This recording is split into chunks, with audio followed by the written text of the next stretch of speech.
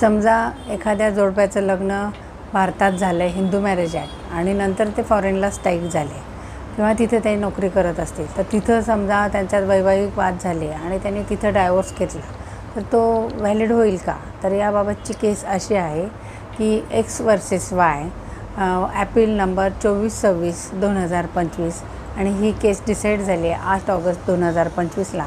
याबाबतच्या फॅक्ट्स अशा आहेत की सुप्रीम कोर्टाने असं सांगितलं आहे की समजा भारतात त्यांचं लग्न झालेलं आहे आणि इथं त्यांचं रजिस्टर झालं आहे हिंदू मॅरेज ॲक्टखाली, तर त्यांचा डायव्होर्ससुद्धा त्या ॲक्टखालीच होईल.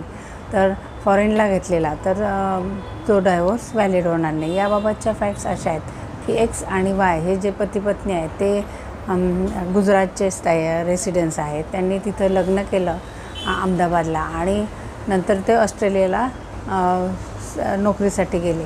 नंतर तिथली सिटिझनशिप घेतली आणि काही वर्षानंतर त्यांचे वाद सुरू झाले.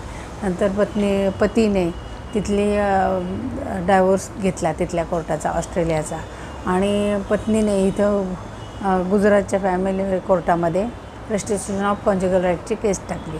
तेव्हा त्या फॅमिली कोर्टाने विरुद्ध निकाल दिला की तिथली डायव्होर्स झाला आहे तर इथं होणार नाही. परंतु सुप्रीम कोर्टाने असं डायरेक्शन दिलेलं आहे त्यांना की जर तुमचं लग्न इथं झालेलं आहे तर इथलाच डायव्होर्स व्हॅलिड होईल, जरी तिथली सिटिझनशिप असेल तरीही.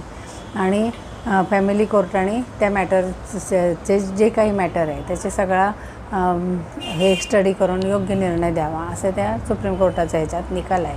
म्हणजेच शॉर्टली आपण असं सांगू शकतो की जर लग्न तुमचं ज्या देशामध्ये झालेलं आहे तिथलाच तो कायदा तुम्हाला लागू होणार. भारतात झालं तर हिंदू मॅरेज ॲक्टप्रमाणेच त्याचा डायव्होर्स होणार, तो फॉरेनचा डायव्होर्स व्हॅलिड होणार नाही.